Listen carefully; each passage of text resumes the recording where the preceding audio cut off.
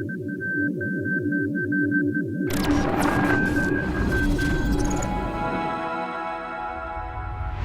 hello there. Didn't see ya. Welcome into the fanciest night in the history of the living forest. That's right. It is the 2020 Youtinees. We are so excited to have a ridiculous amount of fun with all of you. So without further ado, Wes, punch it.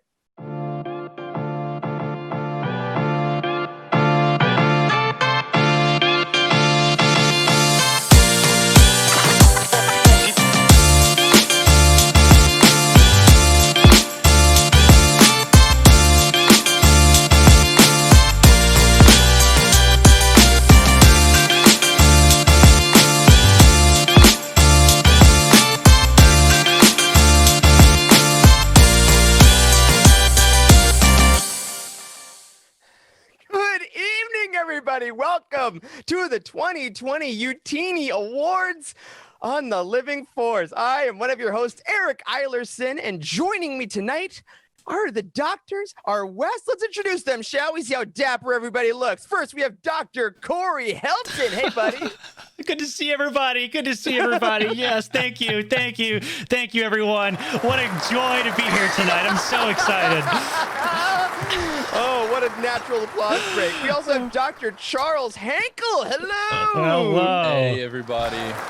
So good to be here. Thank you. Please hold the applause. I know it's an exciting night. The longest running, most prestigious award show for the Star Wars Expanded Universe. That's right. It's great to be back.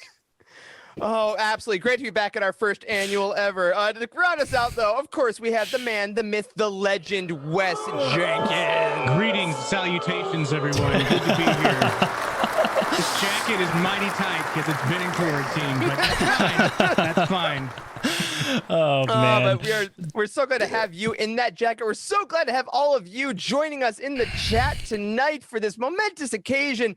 Honestly, there's so many people I can't even name everyone, but hello to all of you. I hope you're enjoying your night at the first annual Youtinees. I hope you enjoyed the red carpet coverage to see what everyone was wearing.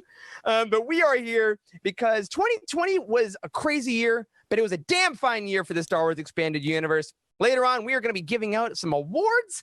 But before we do, we have just one piece of news we want to go over because, frankly, we thought it was a little too important to skip over.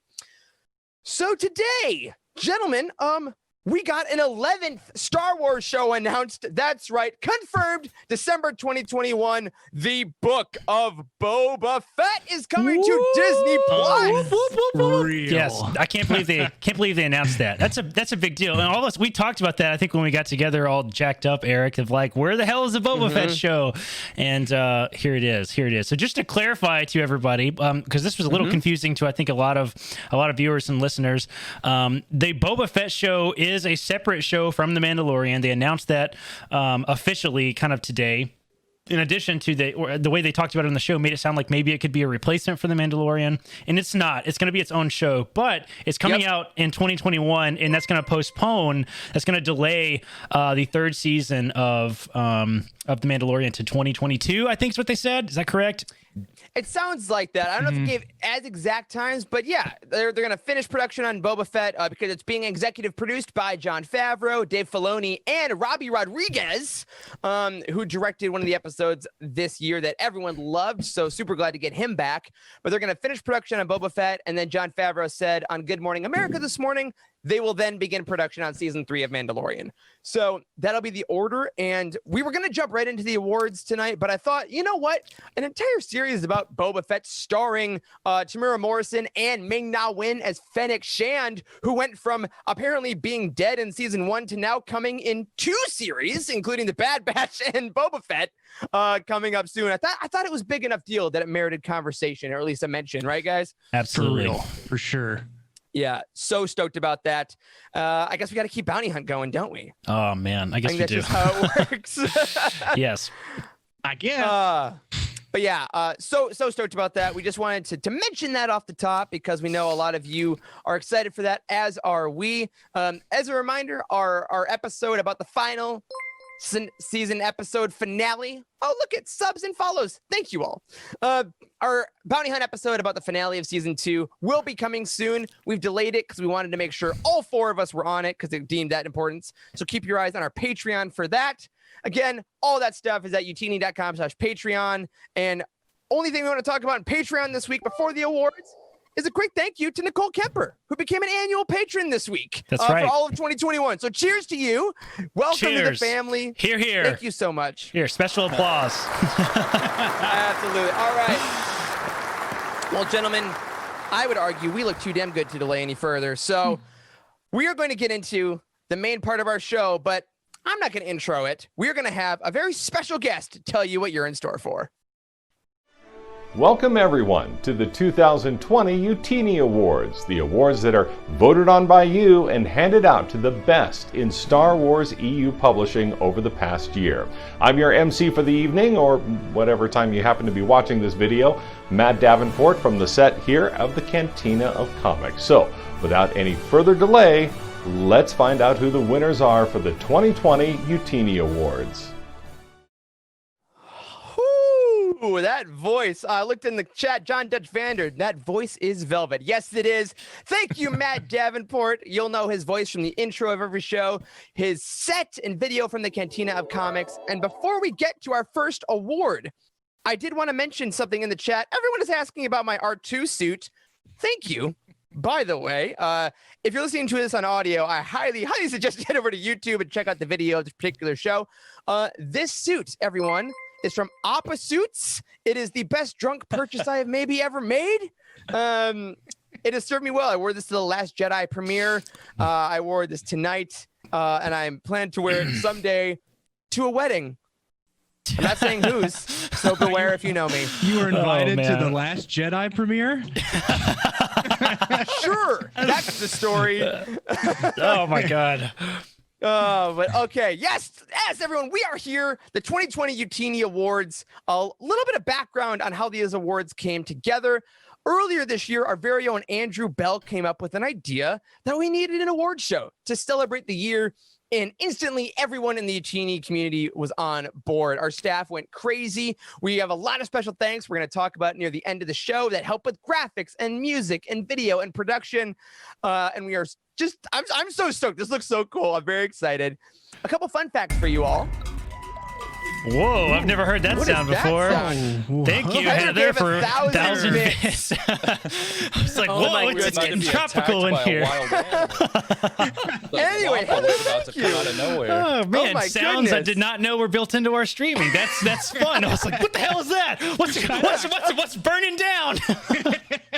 Well, what's burning down is my momentum with that bit, but thank you, Heather. You're amazing. All these bit words are great. A couple fun facts about the 2020 Youtinees. Voting this year consisted of the Youtini staff votes and the Youtini community. That's right. A bunch of you in our community voted on your favorites. Community vote winners were weighed the same as one staff vote. However, 2 categories were ultimately decided by the community vote that were close enough. 5 different categories tonight were decided by 2 votes or less, including 2 categories that had to be decided by a special tiebreaker vote. Of the 8 categories, there were 7 different things that won. So we'll see how many of your favorites got mentioned tonight. And there was a very lopsided vote that I will mention when we get there. And I'll also mention the closest vote when we get there. But gentlemen, are you ready for Matt to tell us the first category of the evening? Yes, let's do Absolutely. it. Let's do it. start I can't off. wait. Take it away. The award for Best Easter Egg is given to the best moment that made us say, I understood that reference. Here are the nominees. Lando referencing the Lady Luck, The Rise of Skywalker novelization. Hubgrub Commander, From a Certain Point of View, Empire Strikes Back, Rendezvous Point by Jason Fry. Zayd Killaday offering Poe a ride off Kijimi, Poe Dameron Freefall. And Revenge of the Sith novelization references, From a Certain Point of View, Empire Strikes Back, Disturbance by Mike Chen. All right. All right. Nice. Here's some And- excellent categories here. The sealed Youtini goes to the Lady Luck reference in the Rise of Skywalker novel by Ray Carson. All right, Very fantastic. Good. Yes. Well done. This is a good one. That. There we go. The runner-up did go to the Revenge of the Sith novelization reference in Disturbance by Mike Chen. But guys, I loved this reference when I was reading through this novelization. To reference the Lady Luck ship that originated in Legends by Lando, such a cool touch. Yeah, absolutely, absolutely. That's been around for a long time. Lady Luck has.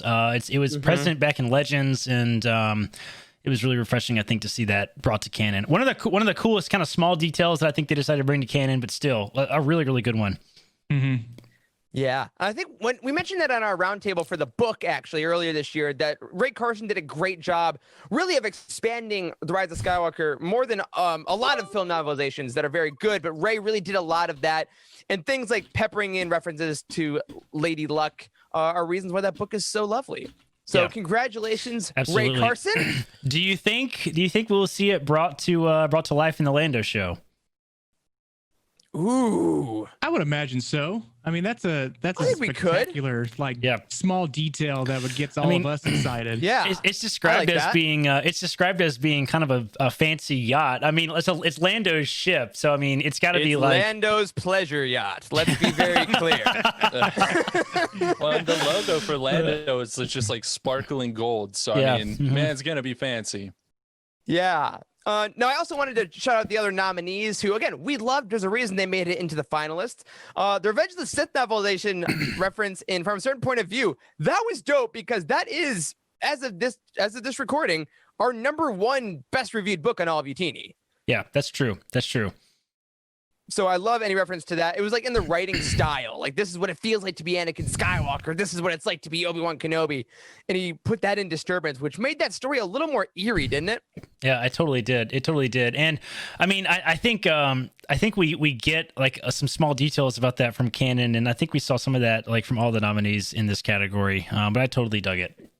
Yeah, and I do want to say one quick little a special shout out to Zaid Khalideh in Podameron and Freefall, because if anyone remembers from our older shows, I did say I would get drunk at Star Wars Celebration and recite Zaid Khalideh's entire monologue from Black Spire. So I have 2 more years to do that. So that's not even a Patreon award. That's just something I want to do. Yes. So I look forward to that intensely. So a cheers to the Lady Luck. A cheers to Lando Calrissian. Cheers. Matt Congratulations. Davenport. That's right. If you would be so kind, Matt, hit us with our next category of the evening. The award for Best Quote is given to the best quote from any book published in 2020 as voted by the Youtini staff and community. And here are the nominees. We are powerful, Captain, even if it's not the kind of power you're accustomed to. Padme to Pankaka in Queen's Peril. The key to a satisfying life is to accept those things that cannot be changed and make a positive difference with those that can. Thrawn in Thrawn Ascendancy, Chaos Rising. Ozzel had a few regrets, not only because he was, at that moment, getting force choked by the big guy himself, although that was certainly part of it. From a certain point of view, The Empire Strikes Back, Kendall by Charles Yu. Rebellions may be built on hope, Iman considered, but they end in a bitter galaxy. From a certain point of view, Empire Strikes Back, Beyond Hope by Michael Morici. And the Youtini goes to the quote from Thrawn Ascendancy, Chaos Rising by Timothy Zahn. Well done. The key to a satisfying life is to accept those things that cannot be changed and make a positive difference with those that can. I want to say a special shout out to Jose for designing these incredible awards. I want one of those on my desk. Yeah. Like I want a whole stack of them just like on a shelf like in my house, and somebody will be like, "What the hell are these awards? You've won all these golden awards." I'll be like, "Oh, those are the Youtinees. Don't you worry." Yeah, the awards from my own company. But I want to do a shout out to this particular quote, because I want to say, when this quote got nominated, I thought it was a really cool thing, because when I was first reading this book for review, this was the quote I wrote down in my notes to like put at the heading of the review. Like, this was such an interesting quote for Thrawn, because I think it showed a very unique direction for the character. To be like, a really accepting Thrawn of fate and trying to be positive and make a huge difference, which was a huge switch from like the villainous Thrawn. You know, Yeah. it was him really being a good person, and I think that really was a big reason that everyone loved Chaos Rising so much.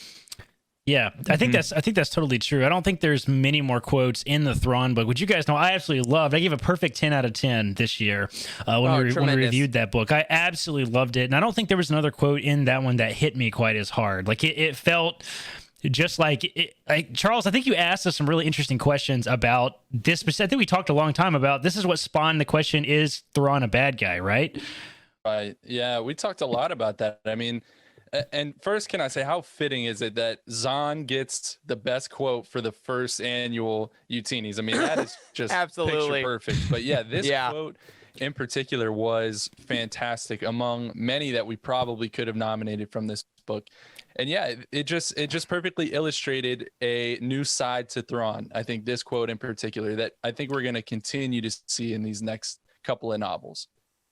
Totally. I also want to say, I didn't say who the runner-up was because I was about to talk about them. The runner-up was the quote from Queen's Peril by E.K. Johnston, which was Padme to Panaka. That was our bad of the typo in that initial announcement. But it was, "We are powerful, Captain, even if it's not the kind of power you're accustomed to," which I think is very emblematic of that book. It's very emblematic of the world we live in now, too, with women that are still trying to be like, hey, shut up, you idiot dudes. We have power. Deal with it. And I think as a nice battle cry of the year, that was awesome. And for me, kind of really brought into why I love the Handmaidens so much, who are characters I honestly hadn't thought a ton about before these last couple of years with E.K. Johnston's books. Yeah, absolutely. I think we all really liked the Handmaiden book this year. I think that was a great lesson. Just the whole Padme series we're up to now. We're up to two books, and they've said it's going to be a sort of a trilogy, right? Don't we have a third book coming? Is that right? Is that been announced? We haven't said anything. Yeah, I don't get why they wouldn't. I don't get so either. For money, I guess. I don't know. And I think it's going to be a trilogy. That's kind of been all of our thoughts. But I don't think another book has been a better lesson in like giving books another shot, maybe even rereading them, because we famously were not that crazy about the first Padme book right when it was released, but we all read it or listened to the audiobook again this year and absolutely loved it before we went into this new Padme book. So it was a fun sort of rejuvenation of like looking at a book from a different point of view that we really appreciated. So I was glad to see that quote in here. Look at you saying point of view. Really made us like pay attention to episode 1 too. Like whenever you watch episode 1 now, are you not like, I know what that person does and that person in the background does, and you tell your friends like, oh, and this person, they were actually, they were a decoy. It wasn't actually Padme right there. And they're like, what are you talking about? It's like, here, read this book. Yeah. It's like, whoa, bro, don't you know who Irte is? She's the blonde one. Like, it's kind of like when you're watching Lord of the Rings and you're like, that's the scene where Viggo Mortensen broke his toe. I don't know if anyone else does that. It's when he kicks that helmet. Yeah. It's the best time. But yeah, shout outs, amazing quotes. And I think that's one of the coolest things about Star Wars novels lately is that most books just have that one line or 2 or 3 lines that you really think about. Like I think to Master and Apprentice last year with Claudia Gray of like, I choose the light because it is the light. Oh my God. Like, there's some quotes from the books that just that punch so flipping hard. So really good. Really good. I also wanted to kind of discuss the rebellions made built on hope a little bit, because that was that was another really fun quote that was one of the nominees for this year. That it was really, I thought it was really fitting to see that in another book like that's been thrown around a little bit. We get a lot of references to Jyn Erso in Rogue One, someone who is very special to my heart, as you know. And Corey, isn't that your favorite movie? You don't really talk about it much. Isn't that your favorite? I hate to pick favorites, but yes, it's my favorite. Love to see that quote. It's cool to see these sort of hard hitting points make it into other books just in general. So I liked it a lot. Ooh, Adam coming in with those weird noises. You're not getting so many bits to use all these noises. Thanks, man. Very excited. Well, congratulations, all those quote nominees. Our next category is a little bit different, I could say. Go ahead and roll it. The award for Social Butterfly is given to the Star Wars creator who's the most engaged with fans on social media and other forums, as voted by the Youtini staff and the community. And here are the nominees: E.K. Johnston, Charles Soule, Cavan Scott, and Delilah S. Dawson. And the Youtini Award for Social Butterfly, even though he never answers any of my DMs, is Cavan Scott. Yes, definitely. Yeah, congratulations, Cavan Scott. Runner-up, E.K. Johnston. And this was an award that we came up with because there's a really glorious thing in Star Wars publishing where the fans and the authors do get to talk back and forth, and it doesn't suck. And it's not angry, it's really fun. And the authors really seem to love Star Wars and engaging in things. And Cavan, I mean, we knew this almost 2 years ago when we had him on the show. Like, this is a man who loves Star Wars, who loves engaging. And if you've been seeing any of his posts about the High Republic lately, comic, like, he loves how much people love reading his work. And it's really great to see someone, in a solitary profession get that validation and love. Yes, absolutely. And Cavan brought back Jackson the Rabbit too, which is not just like brought him back, but like really brought him back. I mean, didn't he tell us that he wanted that to be one of his legacies? It's like he wants to be the guy that introduces a bunch of kids to Jackson the Rabbit, which is awesome. So fun. How sweet. And he did it, and he always, whenever people tweet at him, Jackson stuff, he's like always stoked about it. And of course, Charles, I know his and George Mann's friendship we see on Twitter is one of your favorite things as well. It is. I think that if there was a Youtini for the best, bromance in Star Wars EU, it would go to them, certainly. But yeah, Cavan, was he not our first guest on this show? I think he may have been. Yes, I think he may have been. And he's such a nice guy. Honestly, I mean, he's a friend of the show, but I assume it's not because we're so tight.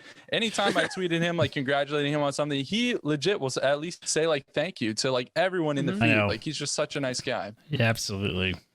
Yeah, and it really helps helps make Star Wars publishing feel more like a community. And that's why we're all here at Youtini in the first place, is that we love this community of people that get to talk about things that we love and things we're so excited about that we may not get to talk in person with people about, And I don't know Cavan's life. We're not neighbors. I don't live in the UK yet. But like, I don't know what his day-to-day life is. So it's kind of cool that we get to have people around that say, hey, I love your work. So if you're on Twitter and you read a book or listen to an audio drama or read a comic, tell that creator that you love it. Yeah.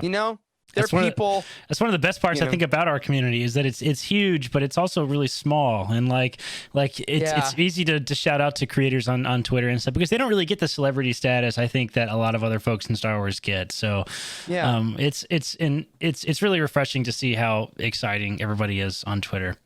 Yeah, and hey, they take the time to get those headshots to put on the back of the book flaps. The least we can do. That's right. Is say, hey, we appreciate you. That's right. And I'd be remiss if I didn't look in the chat right now to see Joxy, who says, oh, friend of the show, you say. If you would like to be a Youtini Living Force friend of the show, you can go to Teespring right now, where we do have a friend of the show shirt. You can be just like Cavan Scott. Youtini.com/merch for the details. Absolutely. So congratulations to Cavan and EK similarly. I mean, especially you look around those times, those Padme books are coming out. EK was all about the handmaiden love. Also, like if anyone talks about Dragon Age or like other things, like she's so open with everything that she's passionate about and things that she loves and the communities that she loves. Yeah. Absolutely. So shout out to that. The interview that you guys did with her was really good too. So you might want to go back on, I'm not sure what episode it was, but that interview was really good and could have been bonus. And she was like, and a little behind the scenes, like EK, she was so busy. I know. And she made time to come on the show to talk about Queen's Peril. And I actually got to be on another show with Candace the Geeky Waffle, a Mandalorian show a couple weeks ago. And she actually came on there as well, just to geek out about Mando. Like nothing to plug.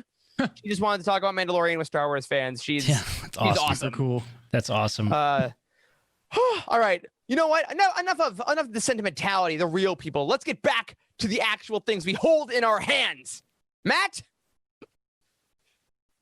The award for Best Cover Art is given to the best cover art from any book published in 2020 as voted by the Youtini staff and community. And here are the nominees. Shadowfall by Alexander Freed with art by Jeff Langvin and Scott Beal. Thrawn Ascendancy, Chaos Rising by Timothy Zahn, art by Swarovski Design. Queen's Peril by E.K. Johnston, art by Tara Phillips and Lee Zieski. And A Jedi You Will Be by Preeti Chibber, art by Mike Diaz. Oh man, crap. those are pretty. Those are so pretty. Look at that. And the award for best cover art goes to Shadowfall, art by Jeff Langevin and Scott Beal. Oh God, I remember when that cover dropped on StarWars.com. Our Slack, our Discord, my whole Everybody Twitter freaked out. timeline just lost their goddamn minds. Yeah, they totally did. It's a gorgeous. Let's show that cover again, Wes, if you don't mind. It's such a gorgeous cover. Like the blues, and it looks like all the Alphabet Squadron books are going to kind of have this sort of colored theme. Like we had the yellow with the first Alphabet Squadron book, and don't we have a cover for the next one too? Don't we? Yep. Yeah, we Victory's do. Prize, and it has Will Lark with a beard on the top. That's of it. right. Like, so That's if right. A you- little older, How can you forget that? A little wiser. Yeah, Daddy Oh, man. Lark. But yeah, this cover is incredible, and also like if you've read the book, you can see there is symbolism in the placement on the covers, and of course Chasna Chaddock at the center of it. I think putting characters on the front of books is risky sometimes because you don't want to be like too. I don't know. I think it's a slippery slope, but this It is is. so perfect. Yeah. Her expression, that is totally Chaz. The silhouette is great. It is a dynamic cover. And speaking of characters on the front, I want to say the runner-up for this category is also a book I have right next to me. It's Queen's Peril, art by Tara Phillips and Lee Zieski. Because, oh my God, look at that profile. I know. That's also a good Yeah, one. that was really good. That book looks like a special variant cover, like the Master and Apprentice book or something. You're so right. It's just the normal one. Wow. Also, quick side note, Joxy's going wild in the chat, giving out discount codes for people watching right now. Yeah, we're gonna have to have about this. We're gonna have a talk later. I can feel Yeah. the money just falling away. So I guess if you're in the chat right now, you're seeing it. And if you're watching it later, we'll see you live later because I guess you get discount codes every once in a while. But I also thought this was cool because I don't know if you guys saw earlier this year, our very own Jake Ruddle put out a video review, and he made a joke about how everything was purple this year. It And was these two everything. covers very purple. Lots of purple this year. Yeah, that's a good point. Yeah, and, like they say not to judge a book by its cover, but like with Star Wars books, I think a lot of people do judge books by their cover, Sure. particularly because if folks have not discovered a community like Youtini where we try to help people get into the books for the first time, like most people just do what we kind of all did growing up: is you pick some book that looks cool off the shelf. Like I famously picked a book with like a badass looking Jedi chick on the front. Yep, and that's how most people start reading. So it's refreshing to see a lot of energy and time and effort going into the cover design because I think it makes a big deal. I think it's important, and Yeah. I'm glad we've sort of moved away from the sort of '90s sci-fi-esque kind of wild-looking covers. The Thrawn, the first Thrawn book with the laser shooting out of it. Come on, Yes, that's the best. I love it. It just doesn't It's make any something. sense. He's like, No, yes, I love it. I mean, I think that like the design cannot be overstated. I mean, look at this show we're doing right now. I think it's a testament to good graphic design, and like the overlays that we have are way more impressive than what we're doing on this actual show. So good cover art, good book printing, is such a part of it. I mean, that's why we all love Thrawn Ascendancy. We got blue pages. That was a huge selling point. Yeah, that's really Yeah. cool. Just that little bitty difference. I bet you sold thousands more copies just having that on there. And I That's a told good point. my friend was like, "Which book should I read next?" I was like, "Well, I would recommend Thrawn, but I don't know if you can get those one with the blue pages." And he was like, "Oh, damn." Yeah. And 2 days later, you mean these pages? I was like, "Yeah." That's Well, and it's- fantastic. And it's also fun because I look over at my shelf now, and Corey, you mentioned that a lot of the '90s books had like a similar aesthetic, so sometimes it's tough to know, is this in a series? Is this a singular cover? I don't know. And if you look on your shelf, this is my Aftermath trilogy. These Yeah. are the Alphabet Squadron books. Yeah, you can These see 'em. are like they're very distinct, and the artists are really making their mark. And I think the Alphabet Squadrons are my favorite covers in canon right now. So I'm really glad that You know, my vote counted. What can I say? That's absolutely what I voted for. I also want to kind of give a special shout out to the kids book that made it into got nominated this year. A Jedi You Will Be. That is a fantastic cover. I wish I would have picked up all the covers specifically to show on screen just for these books, because like A Jedi You Will Be was a great cover. Like I don't have a lot of kids books. I have a handful of them, but like that one has got a really, really cool cover. Like I love seeing different variations of like movie scenes in kids book format. It's always awesome. Right. Amazing artwork. Are there pop-up books that maybe have that? They're like pop-up Star Wars books? There are a handful. There are a handful. Yeah, I reviewed the giant cool Star Wars Galaxy pop-up last year, which is honestly, it's massive, and it is sat on my shelf. I don't know what to do with it. Display it somehow, but I don't know. Yeah. Hey, welcome to my apartment. This is my giant pop-up book that takes over my table. That's right. Turn the page once every 10 days. Keeps it exciting, keeps it fresh. But speaking of exciting and fresh, the next category is actually about some of the things that excited us the most when they happened. Take a look. Now our next category is the Best Moment category. This award is given to the best moment in any published work as voted by the Youtini staff and community. And here are the nominees. Luke and Leia training flashback in the Rise of Skywalker novelization. Yurka Quell and ITO showdown in Shadowfall. The Handmaidens are revealed in Darth Vader issue number 4. And the expanded universe characters during the fleet arrival in the Rise of Skywalker novelization. Oh my gosh, those are so many good moments. I think that's what's funny. Like, we can like books, but when you're just picking the things that got you the most stoked, every nominee will be awesome. All right, without further ado, the best moment of 2020 in Star Wars publishing is The Handmaidens revealed in Darth Vader number 4. All right, it's a fantastic one. Is this the first comic win? I think this is the first comic win. It is the first comic win. Also, that cover, I was gonna say that one could have been nominated for the best cover too. Man, that gives me feels, man. Look at that. Like even Vader looks like sentimental in that picture. He does. Upset at all or anything. Exactly the same, but you're right. Yeah. No, and let's take this chance to talk, because we are famously we're famous. No, we are a book show, right? We talk a lot about the books and things, and we dabble in the comics, but we don't do the weekly polls and stuff. There's so many of them. It would be impossible to. How would we do it? But God damn, Star Wars comics this year were so good. Yes, they were. Especially this one. Like this moment blew up our Slack. Like, and that doesn't happen super often for things outside of like Mando reveals and stuff like that. I mean, but people were excited by this. Yeah. Yeah. I mean, this was my banner photo on Twitter for a while of again, I guess spoilers. It's an award show for the year, so we're talking about the things. But in Darth Vader number 4 of the new run, it's revealed that there's the Amidalans, who are a group of people that have essentially been investigating Padme's death since from the time of post Revenge of the Sith to now post Empire, and it includes the Handmaiden. Sabe is a big character in this run. Rico Lee is in there as well. But like, it was so cool seeing these characters who we read earlier this year in Queen's Peril as teenagers, now like fully grown, badass, awesome women that are still fighting for what's right. Yeah, and going toe to toe with Vader. I know. With the big one. I know. The big guy.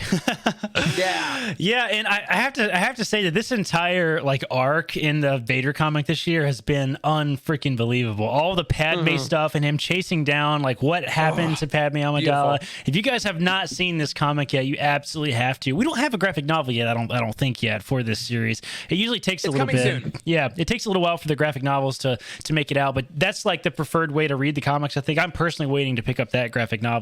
And I haven't read all the comics, but this comic series is what made me subscribe to Marvel Unlimited this year. When they said that they're only going to delay them by 3 months, I was like, damn it, I have to have it. I'm going to start reading all the Star Wars comics as they come out, because it was just blew up in our Slack. It was crazy. Screenshots, it was awesome.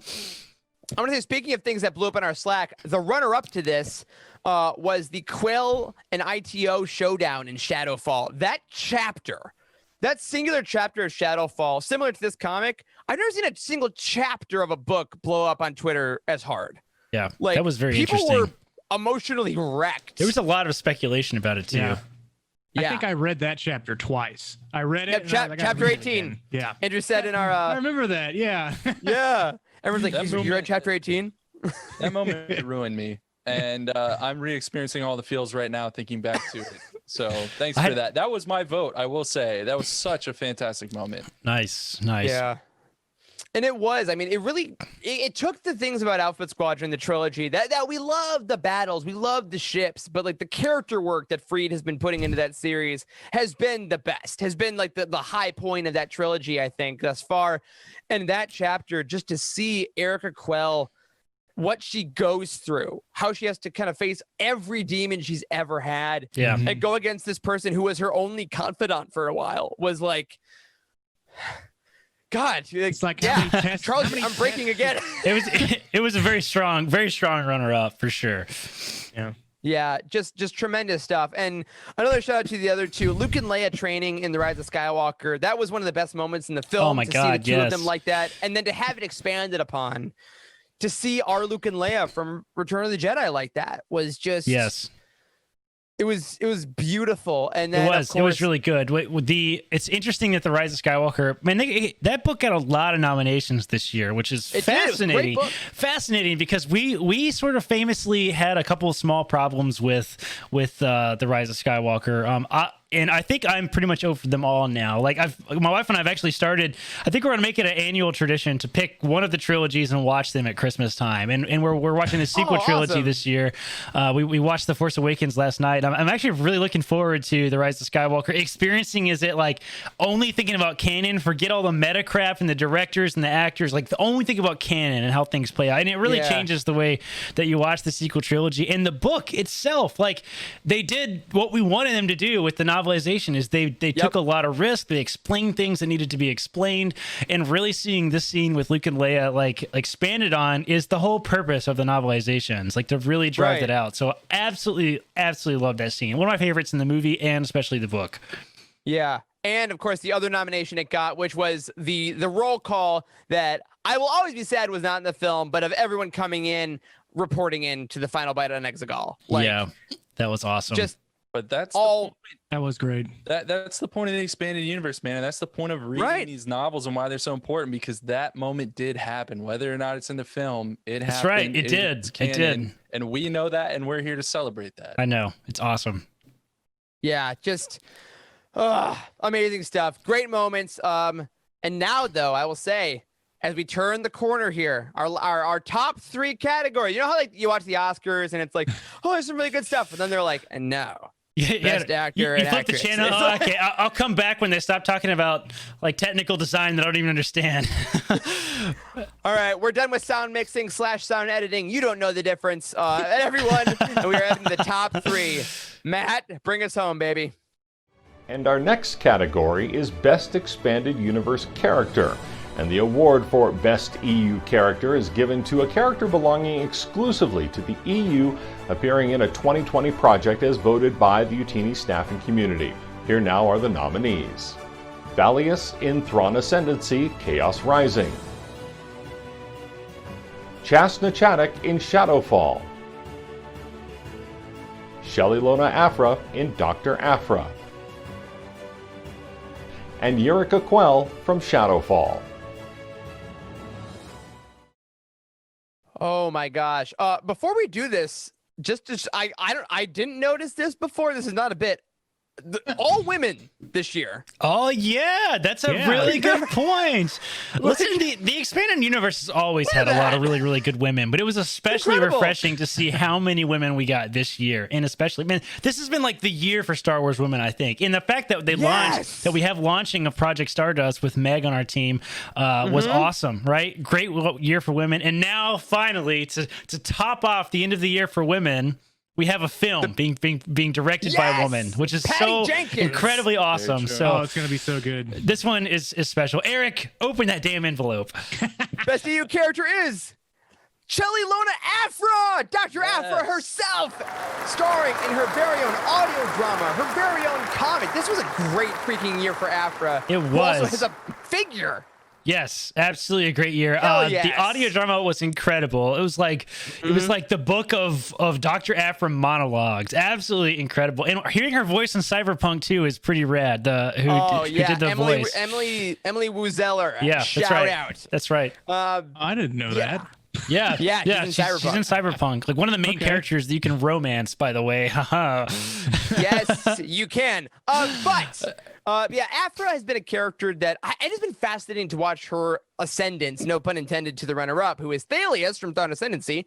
To see Afra go from a character who was introduced in a Vader comic in like 2015 to get her own series, she keeps getting series releases. Now she gets an audiobook. She got voted on to get a Black Series figure. Yeah. Like, she has never appeared in animation or live action, and she is a fan favorite. Like, this hasn't happened since like Jaina Solo. That's right.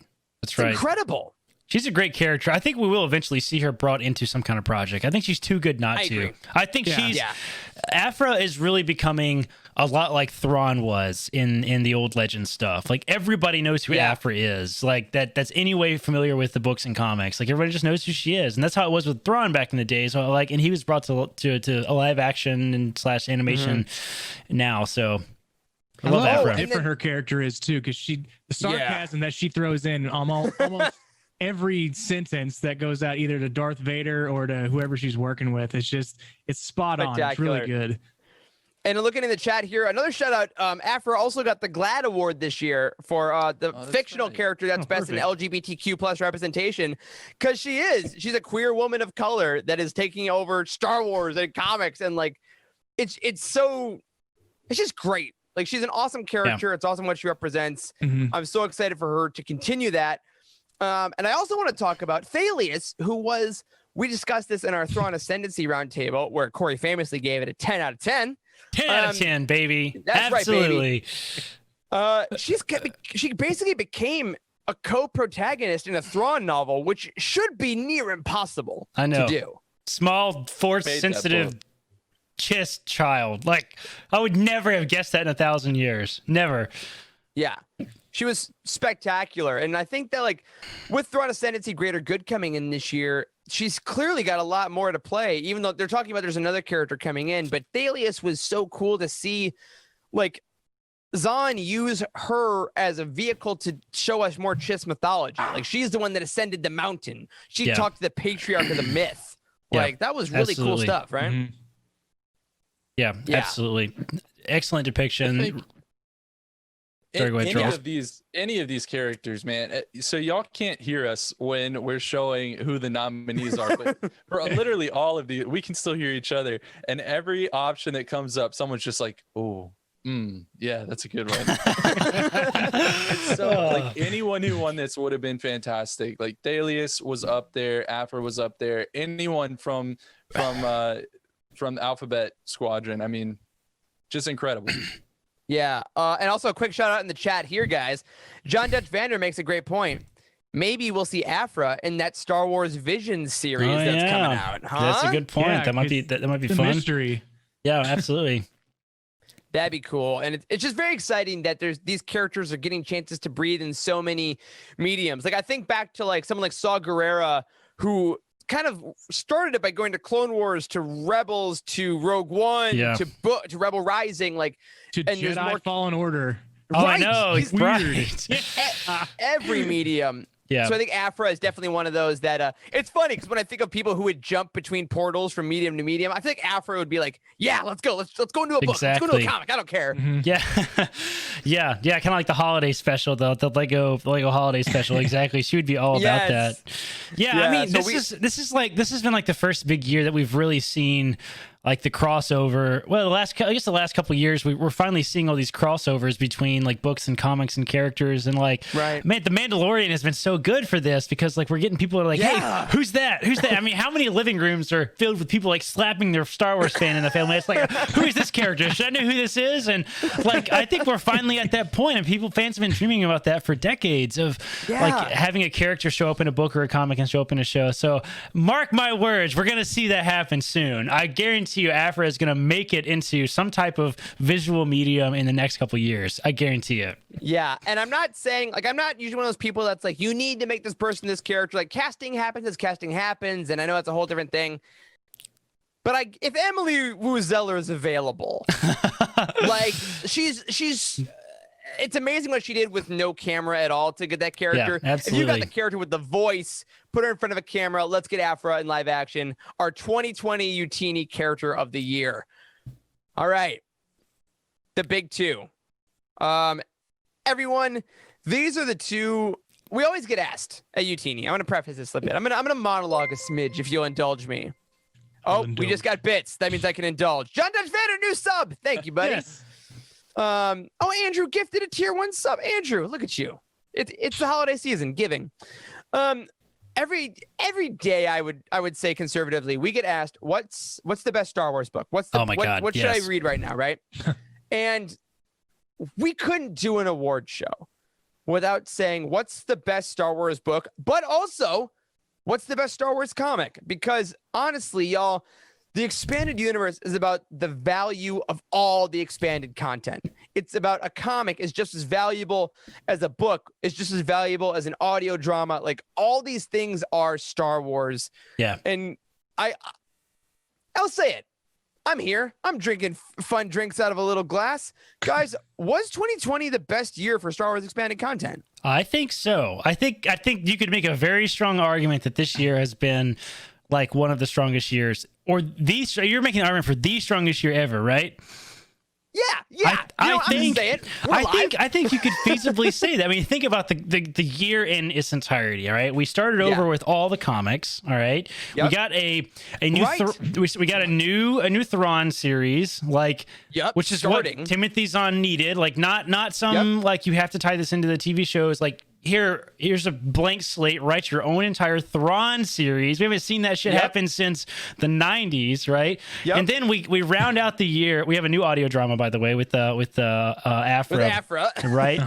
And then at the end of the year, they announced 10 new shows, all coming to Disney Plus and a movie. Like, holy crap. Yeah. Like, tell me. And honestly, 5 days after the year ends, so I'm going to count it. The High Republic technically was going to start in August. Oh my God. I'm counting it. True.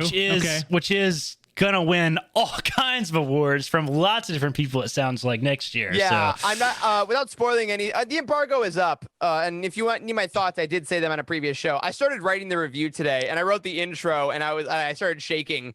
I'm about to prescribe Eric's anxiety medication just as he writes the review. It's so damn good. So get ready, people. Right, the High Republic is going to change your lives.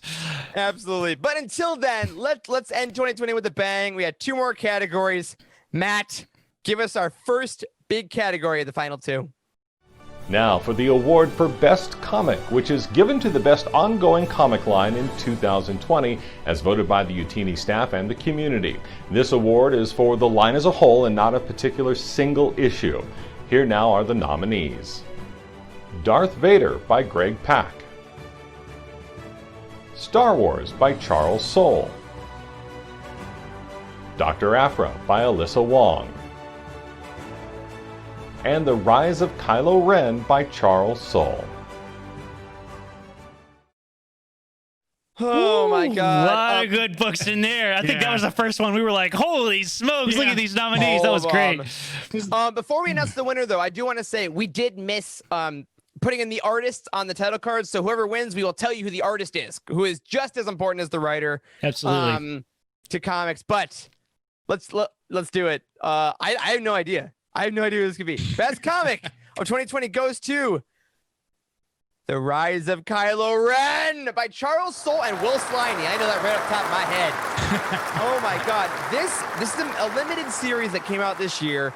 this is another one of those that just swept the internet with every single issue. There's like five issues, right? 5, I think, or 4. I think 5. I think it was 5. I think it was 5. Okay. Yeah. I own this graphic novel. It's one of the first ones I picked. I think maybe I own all the single comics. Novel. I think I actually own all the single issues. I don't own a lot of single issues, but I think I own the whole run in single issues because this one's really good. I think this is going to be like the Fantastic Four Rise of the Silver Surfer in Star Wars comics. Like, I think people are going to talk about it like that because so much flipping stuff happened in this comic. It was great.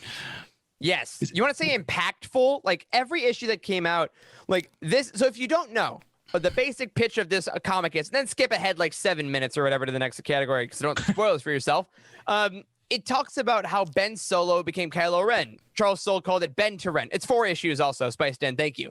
From Ben to Ren was the pitch, and it shows you Ben Solo slowly getting corrupted by Snoke and by the Ren and meeting the Knights of Ren. Yeah. And like everything from bleeding a crystal to get the crazy stuff to seeing what really happened at Luke's temple. Yeah. Like there's so much and seeing Jedi Master Luke Skywalker in his prime. Like whoo, Charles Soule wrote this, and I remember reading this and then finding out he was in Luminous and being like, oh, cool.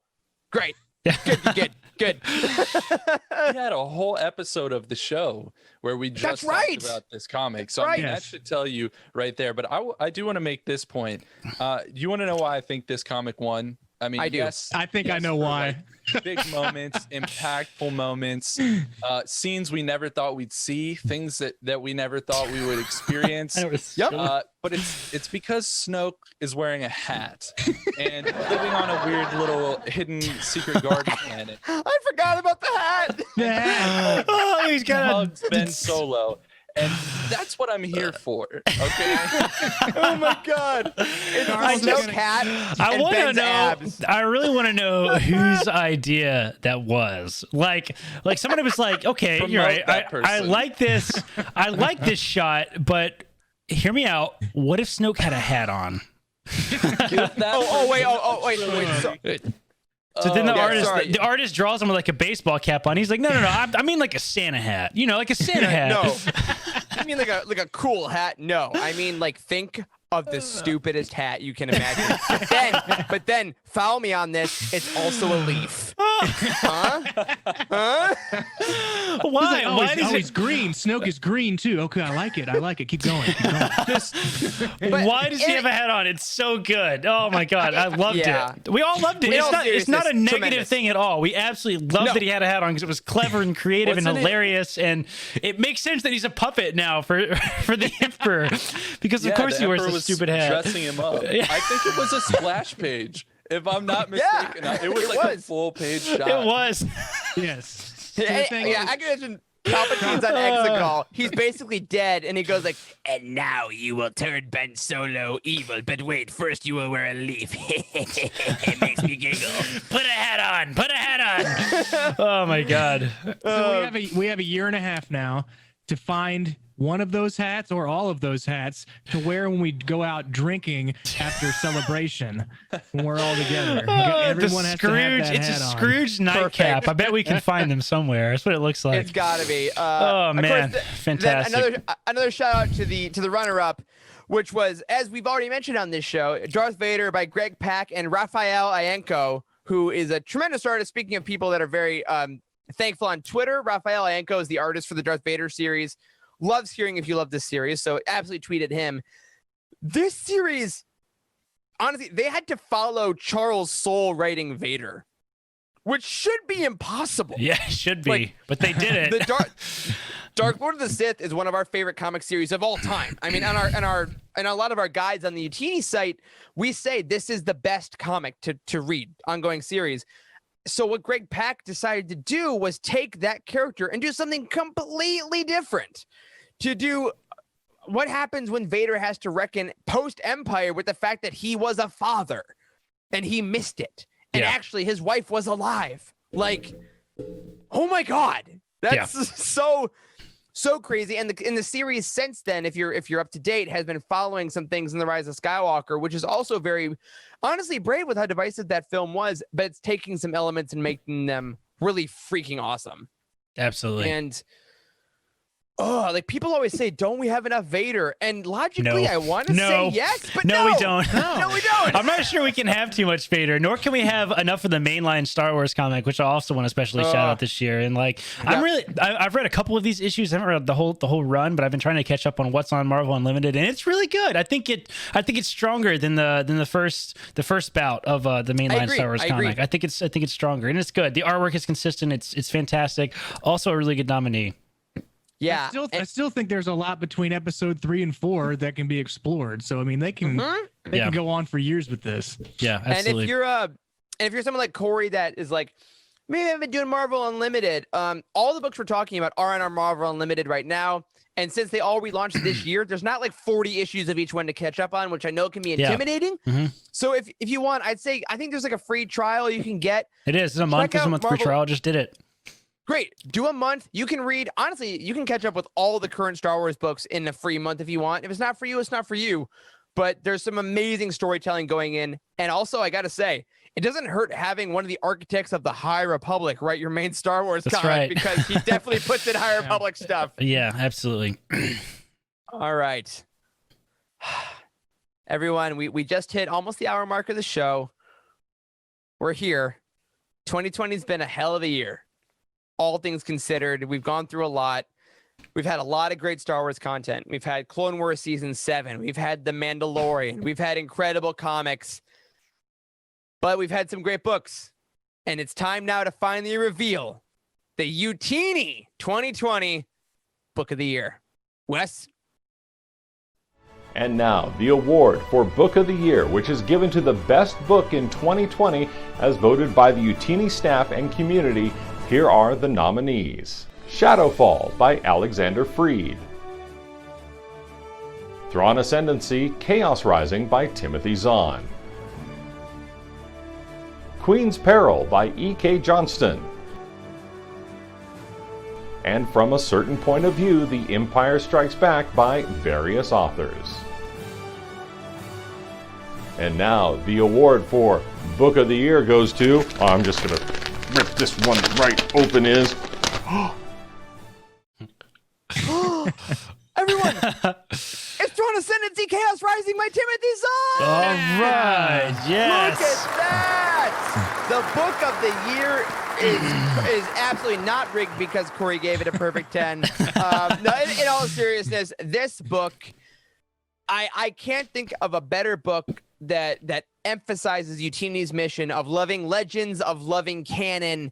This is the bridge that gives us to the future of Star Wars. Right. Yeah. What an incredible moment. Yes, absolutely. I don't think I saw, I didn't really look for it that hard. I don't think I've seen anything negative about this book. Everybody absolutely loved it. Like, it was fantastic. And how refreshing is it to have Timothy Zahn, such a incredible person and sort of harbinger of Star Wars books, by the way, to make his zealous return to Star Wars. Like, fantastic book. And how perfect is it that he won as such an ambassador for both Legends and canon? That's perfect really for our show. It represents everything that we believe in. And, Timothy Zahn couldn't be here tonight to personally accept this award, but it's really because we're trying to be #COVID safe. That's the only reason. That's exactly it. Yes, exactly. Right. And we appreciate that. We'll see you next year, Timothy. Thank you. Yeah, like what, and honestly, just what a year for Star Wars books where this was the winner, because the runner-up is Shadowfall by Alexander Freed, another novel. And honestly, what's so exciting, guys, is that a big thing about canon was that everyone's saying, where are the series? Where are the continuation books that I loved so much in Legends? The winner and the runner-up both have sequels coming out in the next 6 months. Yes. Oh my God. Yeah, they do. How exciting. Oh man, that's fantastic.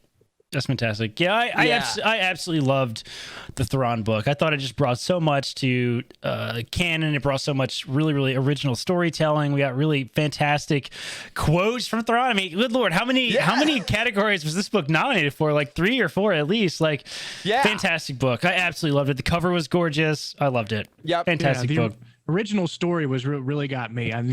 We didn't have to rehash on anything and could start from the very beginning of how Thrawn came up through the Chiss ascendancy or just starting to. So yeah, it was really something that people who've never even read Thrawn could get into. absolutely. It was so much old and so much new. So Yeah. like so much we were familiar with, and yet, you know, even the opening to the book itself, what was it? It was like a long time ago in a galaxy like beyond. I can't. Yeah, like, beyond it was the different. It was galaxy. different. It was Oh my different, god. yeah. Yeah, because It it's was a so good. whole new like area of space, like so much new Yeah, stuff. right. Yeah, we talked a lot about that in the roundtable a month or so ago when we were talking about the idea of the chaos, like this area out beyond the outer rim, is such a genius idea. Yeah. Because like you can do whatever you want. It's a complete open playground of this area that's too dangerous for anybody to travel. Like. Genius Right. idea by Zahn. I know he's been dreaming and thinking about the origins of the Chiss for decades at this point. Right. So fantastic to see this book kind of come in. I absolutely loved it. It's my probably favorite canon book I've ever read. It's so good. It's up there with Master and Apprentice for sure. Yeah. High And it's praise. and It it's is. so Yeah, fun it is. because, like you say, this book really took every expectation was apt. If you loved Thrawn, you loved this book. If you didn't like Thrawn as much, like me, I was a little bit apprehensive. I will totally admit that. And I freaking loved it. Like it hit every audience. And what a great way to go into 2021. Yeah, By saying absolutely. you don't have to align with old Star Wars. You don't have to align with new Star Wars. You just have to align with Star Wars because right. it is here for you and is creating stories with new characters and old characters. And it is, if anything, has more momentum than it's ever had before. Yeah. And So congratulations. My yes, God. absolutely. Congratulations to Thrawn Ascendancy. Let's give some shout outs to the other nominees a little bit here because I think this was actually as much as we love Thrawn, I thought this was a very interesting year. If Thrawn had not been here, for example, this would have been a much more challenging choice, I believe. Yeah. Because Shadowfall, Queen's Peril, and From a Certain Point of View. Like three also intensely different novels. Yes. And how pleased were you guys to see From a Certain Point of View end up in there? Like the first one was not as well received as the second one has been, but we absolutely loved it. We just did our roundtable last week. Was that last week? I think it was last week. Yes. We just did the roundtable last week, and all of us loved it. I thought it added so much to Empire. I watched it this week, by the way, and seeing all the stories kind of play out on screen it's a good book. It's a really good book. Yeah. just tremendous. And to see something like to have the top books of the year be an anthology novel with a ton of different writers that we've never seen before is great. And then a YA novel about Padme and the Handmaidens, about a bunch of young women being strong. To have a Thrawn novel from the author but breaking new ground, and to have an intensely psychologically emotional novel that's also about starship pilots in a time pre-sequel trilogy but post-Empire. Like this is Star Wars publishing. This is what it is. You know, it's different, it's exciting, and it is celebrating every corner. And it's not like any of these things are going to be stopping anytime soon. Like 2021, looking ahead now, what you got to do at award shows, you got to see the next season, right? We got a brand new era starting. We have Thrawn continuing. We have Alpha Squadron continuing. We have a Mandalorian novel coming in the fall. Oh my God. And there's so much to be announced. The comic lines are continuing. It just makes you want to make noises of excitement. We say this all the time, but there's never been a better time to be a Star Wars fan because there's just so much incredible content coming out all the time. If you're not paying attention to all the mediums at once, you're really missing out on stuff. And it's just incredible that we get together every single week to talk about this stuff, and we never run out of stuff to talk about. It feels like we've never struggled with coming up with things to talk about, especially this year. Last year we had a little more difficulty, but this year was man, we had something every single week to discuss easily. And if we didn't have something, we were just selectively ignoring some other content because we had to, because there's just so much stuff. It's been a great year. It's been a really, really good year. It was great. Because even every week when Corey's like, I don't want to do a show, I'm like, Corey, we have to do a show. You're like, no, I hate Star Wars. I'm like, no, Corey, you got to keep lying to people and tell you like it. Well, fine. We made it through. It's for the money. It's for the money. All right. Just don't forget. Oh, but you know what? This isn't on the outline. Because in a second we're gonna give. Honestly, thank yous are way too small for the people that helped put this whole production together. But we're about to do that. But before we do, gentlemen, as we say goodbye to 2020, and honestly light a match on our way out. Douse some gasoline on there as we go out the door. Please. In 2021, what are, if we look ahead to the 2021 Youtinees, what are you most excited? I'm going to take away the High Republic because I feel like that's kind of a gimme. Yeah, that's a gimme. What are you most excited about to celebrate in next year's Youtinees? And anyone in the chat, what is a category you want us to add? Yes. Let's say that. That's a good question. Why not? Andrew, remember these. I think if we're not discussing the High Republic period, which we're going to get a lot of High Republic stuff next year. Oh, yes. Like, I'm very interested to see what Book of the Year looks like. Let's just say that it's probably going to be a High Republic novel. I think Book of the Year will probably go to a High Republic novel. Probably. That's fair. But it's going to be interesting to see how the books fare out that are sort of closing the last chapter of canon, in my opinion. Yeah, like, I mean, literally, like Alphabet Squadron is literally ending. Yes, yeah, we're getting the last of the Alphabet Squadron. We're going to get the last of. Have they predicted how long all the comics are going to be? Are they going to do a whole another year? I think so. Probably at least a year or two at this point. Yeah, so yeah, probably. Probably we might see a close to the comics this next year and move into the Return of the Jedi era of comics. Maybe, I don't know. They've been doing the mainline comic Star Wars forever, so I don't know. Yep. I think it's going to be very interesting to see how we transition into this, what I feel like is a new period in Star Wars canon storytelling. We're getting all these new films and TV shows and this new era entirely. Like, I think we're really seeing people start to stretch their creative wings. So I think next year is going to be a very challenging decision for a lot of categories. I agree. And before I ask Charles and Wes what you are most excited for, I want to hit the chat who's already blowing up with things they want to see on the Youtinees next year. Such possibilities as best lightsaber fight, best emotional moment. Cheryl says best Thrawn, just best Thrawn as a whole. Specifically Thrawn winning awards. Best starfighter battle, best comic artist. A best splash page as well. A lot of comic specific stuff would be really cool. And best comic cover specifically. I think comics are really going to take off next year as well. With the High Republic #1 coming out, the High Republic Adventures happening. And there's so much stuff we don't know about. Yeah, I think that's what I'm most excited for. Charles, Wes, what about you guys? I would say, I want to say that there's new animated series coming out. So there's the Bad Batch. So maybe not just for 2021, but I would say, like, what's the best Disney Plus show on the platform as it is right now? Yeah.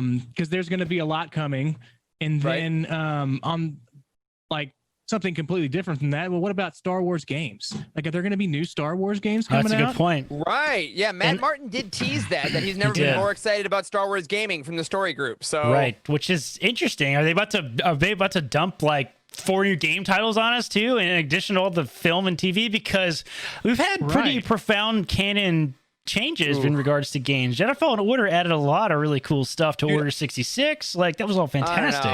All I know is that if EA announces a press event on a Thursday, buckle up. Yeah.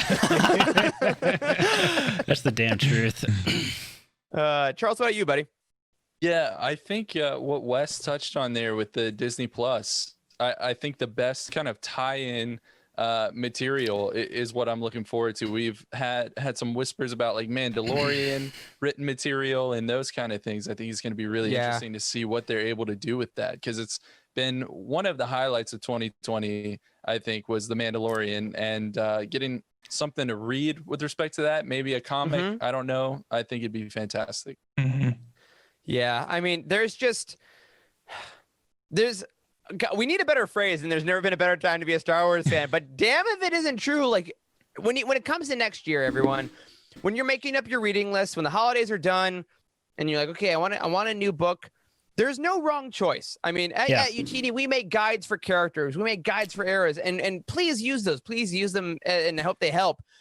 But ultimately, with every new thing that comes out, there's a creator in the world right now that is writing what they loved most about Star Wars, and it's coming through on the page. You can't go wrong. There's something to love about every single Star Wars project. And even if you feel sort of negative about a lot of Star Wars projects, like I said this a couple of weeks ago on the show, but this just stuck with me so much. Somebody tweeted, like, pick your least favorite Star Wars film and say something positive about it. And I'm like, what a profound thought, because there is not a single Star Wars item that exists that, like, you cannot have a crap ton of positive things to say about it. Like, particularly all the canon books, just all of them. You can just see the love just poured out by the creators inside those books. So it's such a good time to be a Star Wars fan. I'll keep saying it, Eric. Question. It's great. You know what? Hey, we're getting sappy. We're getting sentimental.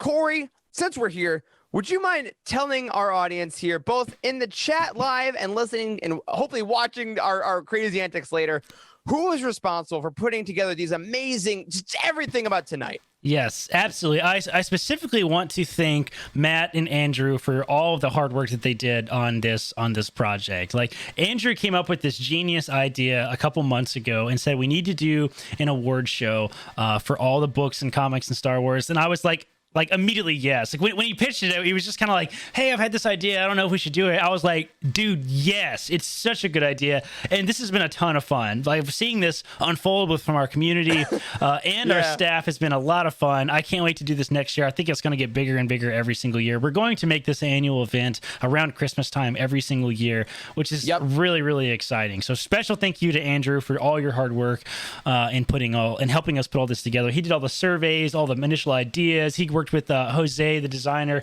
to create the trophies. It was a ton of fun. He literally created the physical cards that I got and UPS'd them to me so I could open them on camera. Yes, like, yes, dude. Yes. Eric did. I'm the only person that knew who was going to win things because I had to build the layouts and stuff. But, like, excellent work, Andrew. Yeah, literally, my desire to be surprised made Andrew pay money to UPS.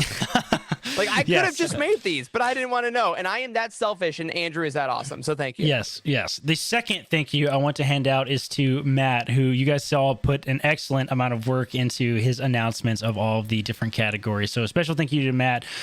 I've said this 1,000 times. If anybody quits on the Youtini team, it's all volunteer work. Sorry to see you guys go. If Matt threatens to quit, he's the only person that's on the entire team that I'll be like, I'll pay you whatever you want. He is. That is absolutely the case, because Matt is an incredible artist, and it's fantastic to see his work. And, like, I love his set for Cantina of Comics. It's beautiful. It is. I love seeing him. I can't get exposed brick in Chicago. You know how expensive that is here? So special thank you to Matt. Thanks for all your hard work. And lastly, special thanks to the designers that put all the work into our show. Look at them. Ryan, Jose, and Emma, you guys all were absolutely crucial in the design of all of the visuals that you guys saw for this show. I mean, look at this. Look at this design that Ryan put into with the X-Wing and the TIE fighters that are hanging over the images. Like, it's really, really professional. Ryan and Jose did all of that stuff, and Emma edited all of our videos for us. So thank you guys so incredibly much. Like, we could not do any of this without you. It's been a pleasure. This has been a hell of a year for Youtini, and it's been an absolute pleasure to round it out with such amazing talent. So thank you guys so much. Yeah, without question. And as we're about to close out the first annual Youtini Awards, I want to give a quick plug that next week we are keeping the fun going, because next Monday night is the Youtini Christmas party, the holiday event of the season. It's going to be very silly. It's going to be a lot of us at Youtini opening Secret Santa gifts and just being sappy with each other. It'll be a little chaotic. It will not be your typical episode. So if you need a little more holiday cheer in your life, we'd love to see you next week. Just for fun. It'll be pure fun and happiness, showing you some people behind the scenes that are working to make the content that we hope you enjoy every week, because this team, honestly, in a year where we all kind of need a little more, I don't know, happiness and connection, at least personally, this has really made me feel connected to the family of Youtini. So you'll get to see them next week, see whatever people bought each other for Secret Santa. So we'll see you then. But you know what? Before I do my outro, and then we do have one special little announcement right at the end. Charles, Corey, Wes, any final thoughts to round out the first annual 2020 Youtinees? It's been a good year, friends. Absolutely been a good year. I think. Go ahead. I was just gonna say, I hope this really is the first of many, y'all. I'm looking forward to next year already. Yeah, it's really fun to interact with the same people who have the same interest in you, especially in Star Wars. Because we were talking about how we couldn't not come up with anything to talk about, and when you tell somebody that doesn't know about Star Wars, like, how do you talk about Star Wars every week? I think, how do you aren't you done after the movies? It's like, you just have no idea. No idea. Absolutely. And my final thought is we all look damn good in suits. So this is the first time I've ever worn a bow tie in my life, and I'm kind of digging it. I'm not gonna lie. I think you're a bow tie guy. You might be. Well, on that incredibly sexy note, friends, I'll do my little outro and thank you all for witnessing the first annual Youtini Awards on this week's Living Force. If you already support us on Patreon, thank you so much. All of our extra content is over there, patreon.com/Youtini. A special thank you to Cheryl Bell, Patrick Ortiz, and Carl Sander on our Jedi High Council, Kyle Hickman, Elizabeth Cloutier, Freddie C., Sally and Chris Eilerson on our Alliance High Command, who honestly made this whole event possible. You can find us on Twitter. I'm at Eric Eilerson. Corey is at Doc Star Wars MD. Charles is at C. Henkel. Wes is at Boss Wes. A special thank you additionally to Matt Davenport, our editor, Ryan, our graphic designer, Wes, our producer, community manager. Thank you to Corey, Charles, and Wes for hosting the first annual Youtinees with me. Thank you to all of you for tuning in, but I will give the final word to a very special friend. And those are your 2020 Youtini winners. Congratulations to all the nominees and all the winners of the prestigious 2020 Youtini Awards. On behalf of all the staff here at Youtini, I'm Matt Davenport, wishing you bright suns, and may the Force be with you.